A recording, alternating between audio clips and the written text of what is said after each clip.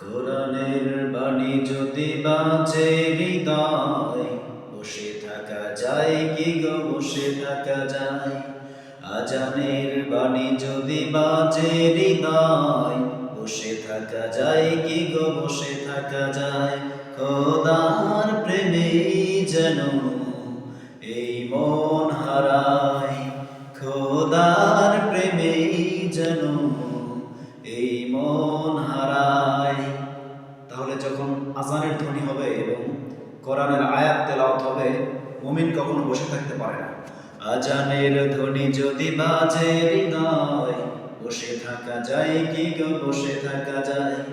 কোরআনের বাণী যদি বাজে হৃদয়, বসে থাকা যায় কি গো, বসে থাকা যায়। খোদার প্রেমে যেন এই মন হারায়, খোদার প্রেমে যেন এই মন হারায়।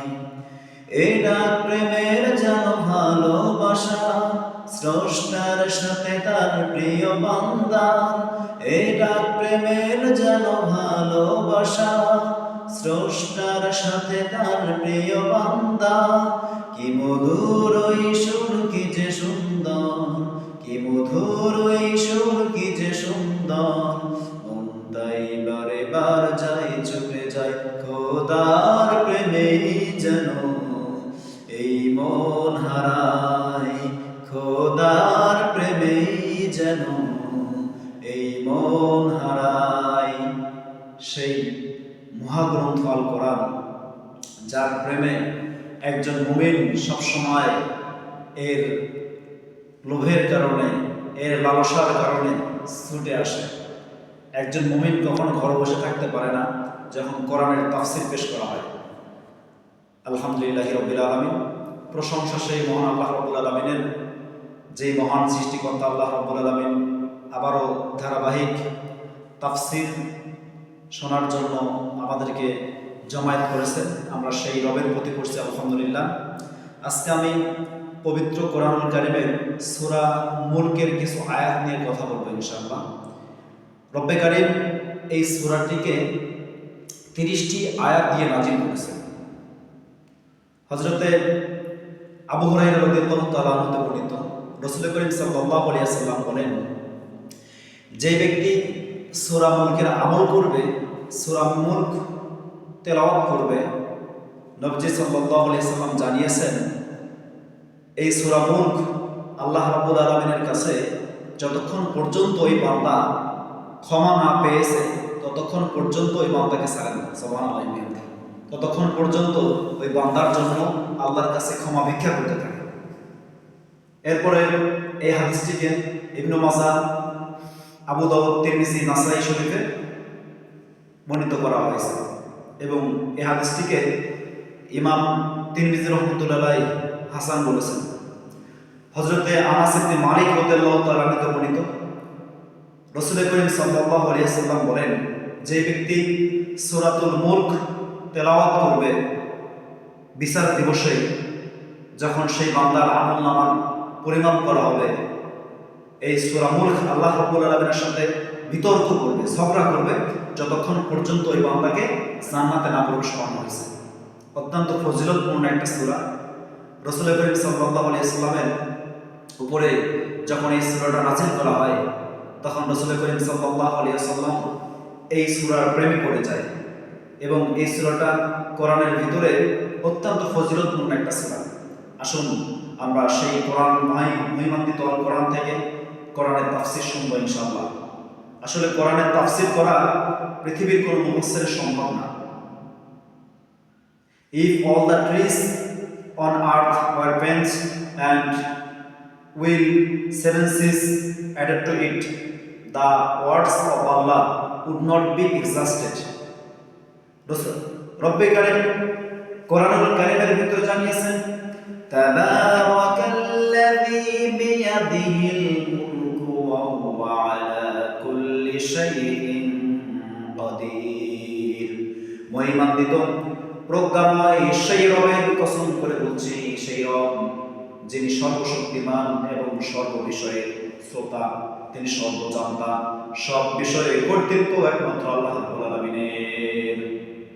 তাহলে আয়াতের প্রথমেই আল্লাহ রাব্বুল আলামিন এই সূরার প্রথম আয়াত দিয়ে রব্বে কারীমের শ্রেষ্ঠত্ব এবং রব্বে কারীমের বরত্বকে প্রকাশ করলেন। তিনি এমন একজন রব যার উপরে কোনো কর্তৃত্ব চলে না, যার উপরে কোনো শক্তি খাটে না, যার উপরে কোনো নেতাগিরি চলে না। আলা লাহুল খালকু ওয়াল আমর তাবারাকাল্লাহু রাব্বুল আলামিন। সৃষ্টি যার হুকুম চলবে একমাত্র তার। রব্বে কারীম কোরআনুল কারীমের ভেতরে পরবর্তী আয়াতের ভেতরে জানিয়ে দিচ্ছেন আল্লাযী খালাকা সাবআ সামাওয়াতিন তিবাকা মা তারা ফি খালকির রাহমানি মিন তাফাউত ফারজি'ল বাসারা হাল তারা মিন ফুতুর। আল্লাহ রাব্বুল আলামিন আসমান এবং জমিনকে একটার পর একটা 7টা আসমান দিয়ে রব্বে কারীম মহাকাশকে সাজিয়েছেন। আল্লাহ রাব্বুল আলামিন মহাকাশকে সাজিয়েছেন একটার পর একটা আসমান দিয়ে। প্রথম আমরা যে দুই চোখে প্রথম আসমান দেখতে পাই, এটা হচ্ছে প্রথম আসমানের মহাশূন্য। এরপরে আল্লাহ রাব্বুল আলামিনের দ্বিতীয় আসমান, এরপর তৃতীয় আসমান, চতুর্থ, পঞ্চম, ষষ্ঠ, এরপর সপ্তম আসমান।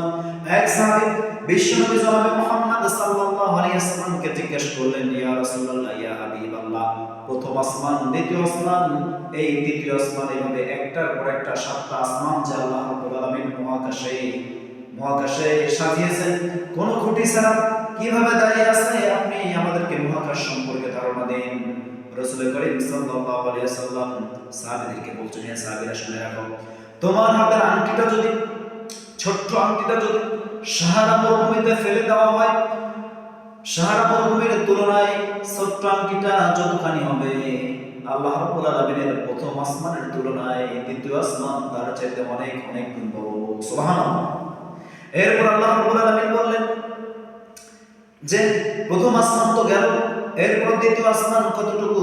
প্রথম আসমানের চাইতে অনেক অনেক lakh lakh million billion trillion অক্টালিয়ন অনেক গুণ বড় হচ্ছে দ্বিতীয় আসমান। দ্বিতীয় আসমান চাইতে তৃতীয় আসমান তার চাইতে বেশি বড়। এইভাবে একটার পর একটা রব্বে কারীম 7টা আসমান দিয়ে মহাকাশকে সাজিয়েছেন। 7টি আসমানের পরে আছে পানির স্তর, এরপরে রয়েছে পাথরের স্তর, এরপরে রয়েছে সিদরাতুল মুনতাহা। সিদরাতুল মুনতাহা একটা গাছের নাম, এটা জান্নাতের একটা গাছ। এই গাছের নিচেই একটা কূপ আছে, হাউজে কাউসার। জান্নাতবাসীদেরকে এই হাউজে কাউসার পানি খাওয়ায়ে এরপর আল্লাহ রাব্বুল আলামিন জান্নাতে প্রেরণ করবেন। এরপরে রয়েছে আল্লাহ রাব্বুল আলামিনের ৭০,০০০ নূরের পর্দা। এরপরে রয়েছে আল্লাহ রাব্বুল আলামিনের আরশ, আর হচ্ছে কুরসি। হাদিস শরীফে এসেছে, যদি সমগ্র আসমান জমিন মহাবিশ্ব নবমণ্ডল ভূমণ্ডল সবকিছুকে এক করে যদি আল্লাহ রাব্বুল আলামিনের কুরসির উপরে ছেড়ে দেওয়া হয়, সেই কুরসির তুলনায় সামান্য নিতান্ত অণু পরমাণু পরিমাণ সমান হবে। তার মানে এই পুরো মহাকাশ মহাবিশ্ব সমগ্র সবকিছু যদি এক করে আল্লাহ রাব্বুল আলামিনের কুরসির উপরে ছেড়ে দেওয়া হয়, সামান্য সরিষা দানার তুল্য হবে। সুবহানাল্লাহি ওয়া বিহামদিহি। তাহলে যে আল্লাহ কুরসি বানিয়েছেন, মহাকাশ বানিয়েছেন, সেই আল্লাহ কত বড়! আল্লাহু আকবার। আল্লাহ রাব্বুল আলামিন কোরআনুল কারীমের ভিতরে পড়ে জানিয়েছেন, আল্লাযী খালাকাল মাউতা ওয়াল হায়াতা লিয়াবলুয়াকুম আইয়ুকুম আহসানু আমালা ওয়া হুয়াল আজিজুল গফুর। এরপর আল্লাহ রাব্বুল আলামিন মৃত্যু থেকে মানুষকে জীবন দিয়েছেন। আল্লাহ মৃত্যু সৃষ্টি করেছেন, জীবন সৃষ্টি করেছেন। এরপর আল্লাহ রাব্বুল আলামিন জীবন এবং মৃত্যু সম্পর্কে বিশ্বনবীকে শিক্ষা দিয়েছেন যে, হে নবী, তুমি বিশ্ববাসীকে জানিয়ে দাও তাদের কোনো অস্তিত্ব ছিল না। হাল আতা আলাল ইনসানি হাইনুম মিনাদ দাহরি লাম ইয়াকুন শাইয়াম মাযকুরা। হে মানব সন্তান, হে মানব জাতি, তোমরা তো এমন একটা রূপের ভিতরে ছিলে যখন তোমাদের কোনো অস্তিত্ব ছিল না। তোমাদেরকে আল্লাহ রাব্বুল আলামিন এক ফোঁটা নাপাক পানি দিয়ে, নুতফা দিয়ে তোমাদেরকে বানিয়েছেন। আল্লাহ রাব্বুল আলামিন এই আয়াতের ব্যাখ্যায় বলে দিচ্ছেন যে আল্লাহ সর্বপ্রথম মৃত্যু সৃষ্টি করেছেন। এরপর মৃত থেকে জীবিত করেছে। তার মানে হচ্ছে মুফাসসিরিনে কেরাম এই আয়াতের তাফসীরে বলেছে আল্লাহ রাব্বুল আলামিন দুনিয়া সৃষ্টির 40,000 বছর আগে মানুষের ভাগ্য সৃষ্টি করে রেখেছেন এবং মানুষ এসেছে মৃত অবস্থা থেকে। প্রথমে মানুষের কোনো অস্তিত্ব ছিল না, এরপর আল্লাহ সেই অস্তিত্বহীন থেকে অস্তিত্ব দিয়েছেন। তার মানে হচ্ছে মৃত থেকে আল্লাহ রাব্বুল আলামিন জীবিত করেছেন। এজন্য আল্লাযী খালাকাল মাউতা ওয়াল হায়াত, আল্লাহ আগে মৃত্যু দিয়েছেন, এরপর জীবিত করেছেন। এরপরে জান্নাত এবং জাহান্নামবাসীরা যখন জাহান্নামের ভিতরে আযাবের ভিতরে গ্রেফতার হবে, তারা জাহান্নামের আগুনে জ্বলতে থাকবে। আল্লাহকে বলবে যে আল্লাহ আপনি আমাদেরকে মৃত্যু দিয়ে দিন, জাহান্নামের আগুনের আযাব আর আমাদের সহ্য হচ্ছে না।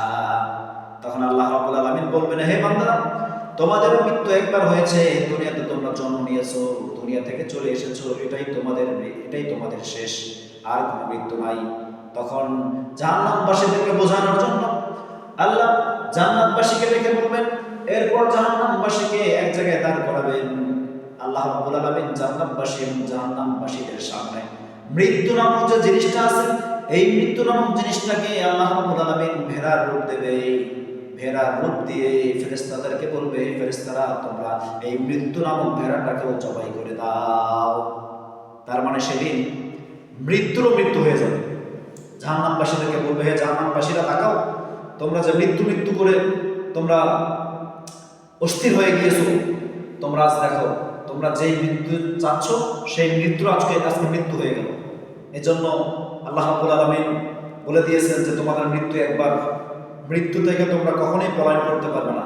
আইনামা তাকুনু ইদরিকুমুল মাউতু ওয়ালাউ কুনতুম ফি বুরুজিন মুশাইয়্যিদা, যখন তোমাদের মৃত্যু সন্নিকটে আসবে, তোমরা যদি সীসা নির্মিত প্রাচীরের ভিতরে নিজেকে আবদ্ধ করে নাও, তারপরেও তোমরা মৃত্যু থেকে কখনোই পলায়ন করতে পারবে না।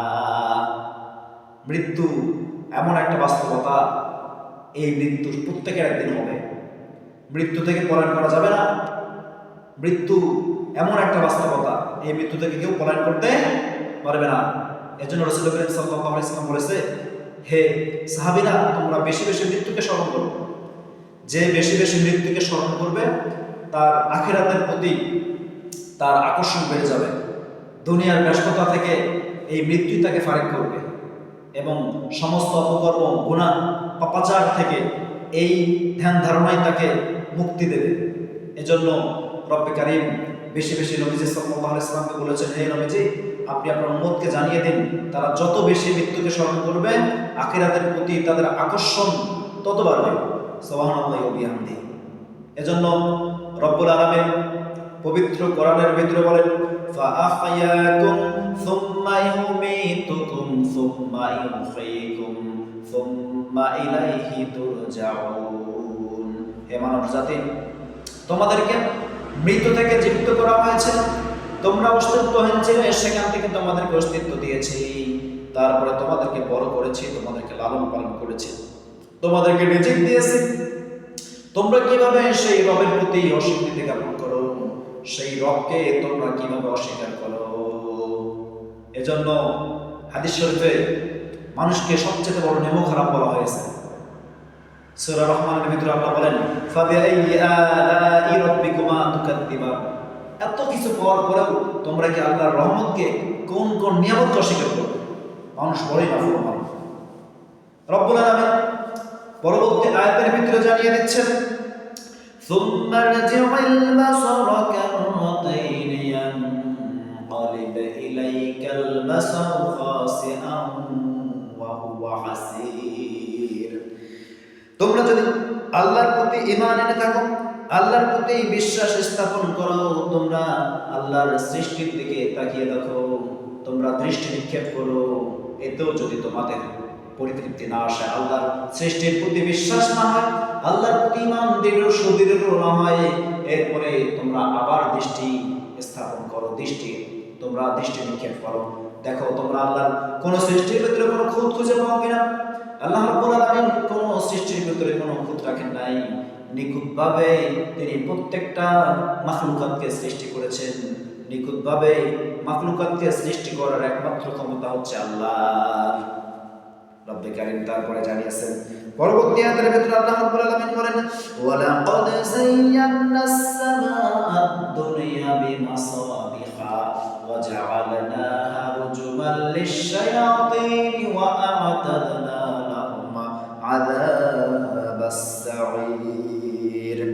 এরপর আল্লাহ রাব্বুল আলামিন যারা জিন শয়তান রয়েছে, যারা মানুষদেরকে প্ররোচনা দেয়, যারা মানুষদেরকে গাফেল করে দেয়, যারা মানুষগুলোকে ভালো কাজ থেকে যারা ফারিক করে নিয়ে আসে, আল্লাহ রাব্বুল আলামিন সেই শয়তানদের জন্য তারা যাতে আল্লাহর কাছে গিয়ে ফেরেশতাদের কথাবার্তা শুনে দুনিয়াতে যারা এই যাজক রয়েছে, দুনিয়াতে যারা গণক রয়েছে, তাদের কাছে যেন কোনো তথ্য, নিউজ, কোনো ইনফরমেশন তারা পাস না করতে পারে, এজন্য আল্লাহ রাব্বুল আলামিন উল্কা পিণ্ড দিয়ে মহাকাশকে সাজিয়েছেন। এর ব্যাখ্যায় মুফাসসির কেরাম জানিয়েছেন যে আল্লাহ রাব্বুল আলামিনের প্রতিরক্ষা ডিপার্টমেন্ট রয়েছে মহাকাশে, আল্লাহর প্রতিরক্ষা ডিপার্টমেন্ট রয়েছে। আজকে একটা সুন্দর তথ্য আপনাদেরকে দিচ্ছি।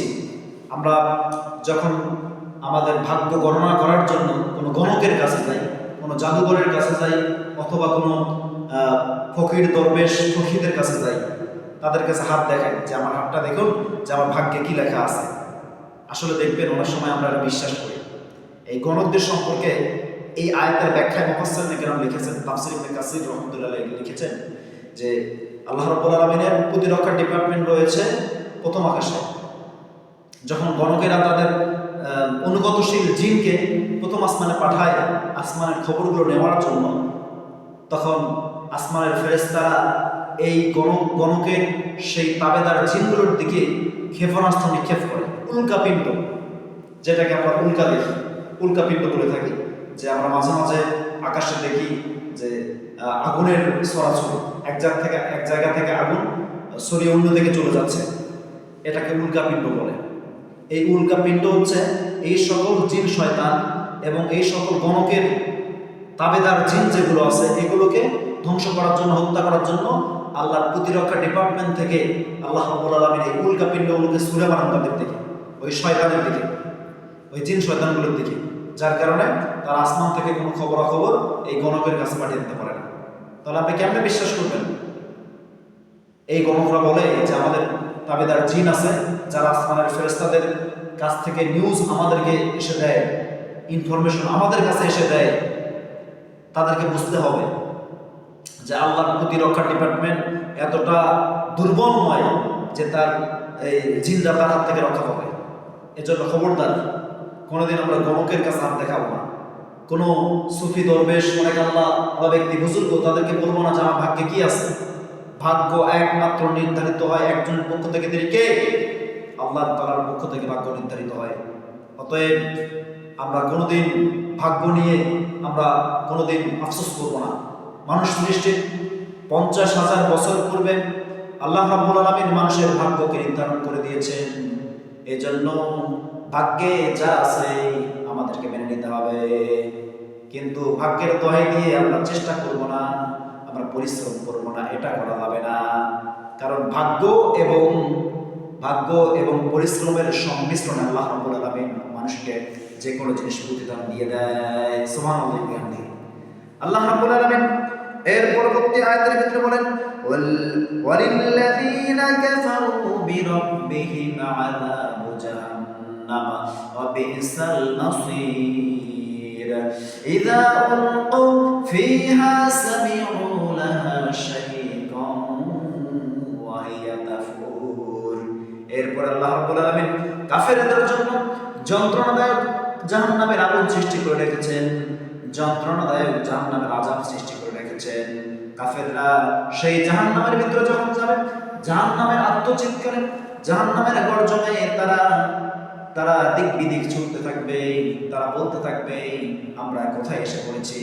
তখন আল্লাহ তাদেরকে বলবেন, হে কাফেররা, তোমরা দুনিয়াতে ইসলামের বিরুদ্ধে কাজ করেছো, তোমরা দুনিয়াতে মুমিনদের বিরুদ্ধে কাজ করেছো, মুমিনদেরকে দেখতে পাও নাই, মুমিনদেরকে কষ্ট দিয়েছো, আজ নাও তোমাদের